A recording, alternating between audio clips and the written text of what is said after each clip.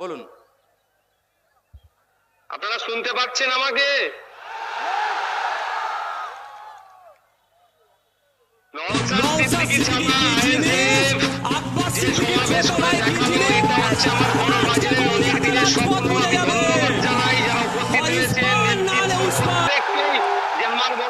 স্বপ্নকে আপনারা আজকে সফল করলেন। ভাইজান বারবার আমাকে বলে যে বেশি বেশি নেতা তৈরি করো, যত পারবে নেতা তৈরি করো। যেটা আপনারা আজকে দেখিয়ে নেন। রাগ ক্ষোভ হচ্ছে নাকি আপনাদের? রাগ ক্ষোভ হচ্ছে? আমারও রাগ ক্ষোভ হচ্ছে, কিন্তু এই রাগ আর ক্ষোভকে সঠিক পথে যদি কাজে লাগাতে আমরা পারি, তাহলে অপদার্থ ব্যর্থ তৃণমূল বিজেপির মিশ্রিত এই রাজ্য সরকারকে আমরা গঙ্গায় ছুঁড়ে ফেলতে পারবো গণতান্ত্রিক প্রক্রিয়াতে। তোমাদেরকে এই রাগ আর ক্ষোভটাকে ঠিক সঠিক জায়গায় সঠিক সময়ে কাজে লাগাতে হবে। তবে আজকে আমি একটা ঘোষণা দিচ্ছি, আমাকে যেহেতু বা আমাদেরকে কোর্ট যে নির্দেশনা দিয়েছে সেই জন্য তো আমরা যেতে পারছি না। আমার বড় ভাইজান যেতে চেয়েছিলেন, আমি তাকে অনুরোধ করে আটকে দিয়েছি। তাকে বলেছি চলুন দুই ভাই মিলে 2026-এ ব্রিগেডে যাব, রাজ্য সরকারকে ওখান থেকে ভূমিষ্ঠ করব গণতান্ত্রিক প্রক্রিয়াতে। 2026-এ আমরা ব্রিগেডে আসছি এবং আমাদের দলের প্রতিষ্ঠাতা প্রাণ পুরুষ বীরজাদা আব্বাস সিদ্দিকী ভাইজানকেও আমরা সাথে নিয়ে ব্রিগেডের ময়দানে আসছি। আপনারা আসবেন তো? আজকে আটকানো হচ্ছে কেন আইএসএফ কে? আইএসএফ এর অপরাধ কি? আইএসএফ এর অপরাধ হচ্ছে দলিত, আদিবাসী, পিছড়ে বর্গের হিন্দু, মুসলমানের হয়ে কথা বলছি আমরা।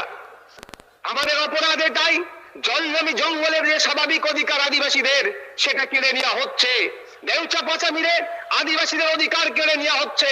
এর বিরুদ্ধে বলার জন্য ওয়াকফ সম্পত্তি কেন্দ্রের বর্বর সরকার কেড়ে নেওয়ার চেষ্টা করছে অ্যামেন্ডমেন্টের নামে, তার বিরোধিতা করার জন্য আমাদের উপরে এই খাড়া নেমে আসছে।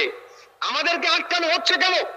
আমরা জাত ধর্ম বর্ণ নির্বিশেষে যে আইএসএফ প্ল্যাটফর্ম তৈরি করেছে, এই ভোটের রাজনীতি যারা করে, যারা ধর্মীয় রাজনীতি করে, তাদেরকে অচিরেই আমরা গণতান্ত্রিক প্রতিষ্ঠার মাধ্যমে তাদেরকে আমরা বিচ্ছিন্ন করব, সেই ভয়ে আমাদেরকে আটকানোর চেষ্টা করছে। যখন কলকাতা হাইকোর্টে যখন এই বিষয়ে মামলা চলছে, আমার কাছে খবর আসলো ইনডোর নেবেন না আউটডোর নেবেন। আউটডোর নিলে নাকি আপনাদের কজনকে বাইরে থাকতে।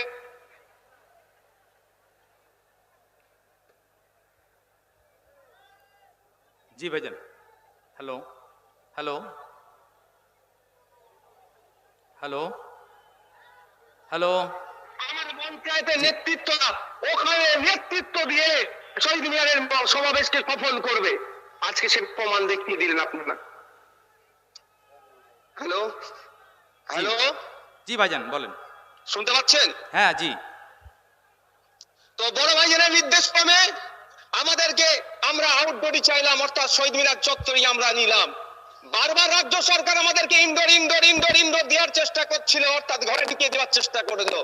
আর এর আইএসএফ তৈরি হয়েছে যারা ঘরের মধ্যে ঢুকে আছে তাদেরকে ঘর থেকে বাইরে বার করে তাদের অধিকারের কথা বলবে বলেই ঘরে ঢোকার জন্য আইএসএফ তৈরি হয়নি। আইন বিচার ব্যবস্থার প্রতি মান্যতা দিই।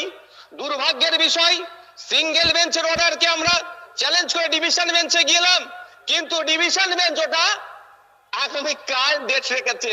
চলো, তারপরেও বলছি বিচার ব্যবস্থা জিন্দাবাদ, বিচার ব্যবস্থা জিন্দাবাদ। যারা বিচার ব্যবস্থা নিয়ে ছেলেখেলা করবে তাদের বিরুদ্ধে আমরা সময় দরকার লাগলে স্লোগান তুলবো, কিন্তু বিচার ব্যবস্থাকে আমরা জিন্দাবাদ বলবো। সকাল বিকাল শুভেন্দু অধিকারী, সুকান্ত মজুমদাররা ঘরে অস্ত্র রাখার নিদান দিচ্ছে, মুসলমানদের বিরুদ্ধে কথা বলছে।